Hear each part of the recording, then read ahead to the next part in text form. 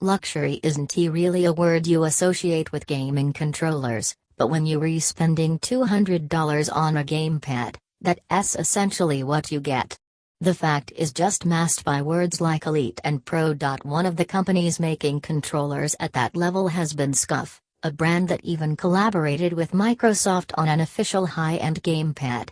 Now the team at Scuf is taking its expertise to the Xbox Series XS with the new $170 Instinct and $200 Instinct Pro, which bring back fan-favorite features like an interchangeable faceplate while also improving the buttons and switches.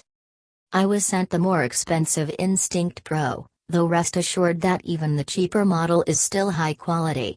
They each come packaged in a patterned black box that feels more appropriate to jewelry than gamer gear. The standard consumer version will come with the black faceplate, but the one I received was printed with a map pattern in black, gold and blue. I really like it, even if I am not a fan of the FPS games it's meant to invoke. The faceplate comes off with a firm pull, though 5 magnets underneath ensure it'll stay put during your gaming sessions. The D-pad also comes off easily when pulled with 2 fingers, but my attempts to dislodge it with my left thumb while playing were thankfully ineffective. However, the package does not include a replacement. What is included besides the controller is one USB cable, 2 AA batteries and 2 convex thumbsticks, one short and one tall.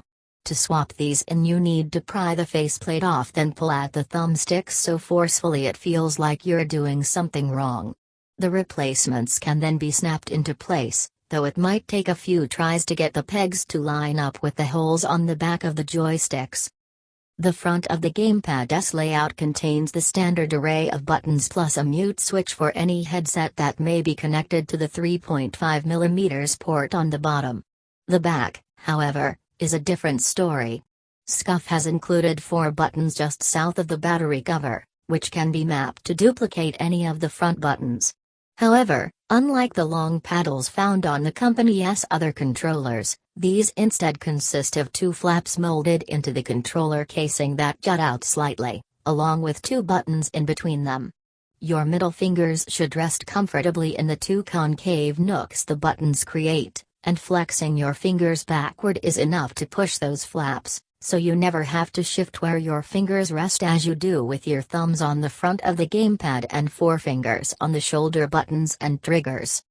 The triggers on the more expensive Instinct Pro have also gotten a bit of a redesign. Previous Scuf products allowed players to adjust the sensitivity and install trigger stops that gave them a shorter pull, like a mouse button. Now the triggers can be adjusted on the fly thanks to a set of switches that can flip the buttons between the traditional long pull like you'd prefer in a driving game, to a shorter mouse click for weapons fire. Each trigger can be adjusted independently, too, which can make the feature useful for even more genres. The last new feature on the back is a button that allows you to switch between 3 different configurations. The controller comes pre-programmed with settings for FPS, Battle Royale, sports and racing titles. The settings can be changed on the controller itself by holding down the profile button until it blinks and then holding down the paddle you want to change and the button you want it to emulate. Aside from all the bells and whistles, the Scuf Instinct Pro has a really nice, premium hand feel. It is solid but not heavy, and the grips have a rubberized hexagonal pattern that allows airflow to prevent excessive palm sweating.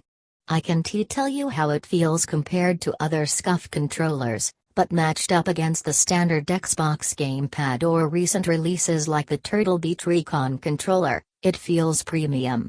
Which it should, given that it's so much more expensive. Like all Scuf products, the Instinct and Instinct Pro are for professionals and other people who take their games seriously enough to spend hundreds of dollars on gear.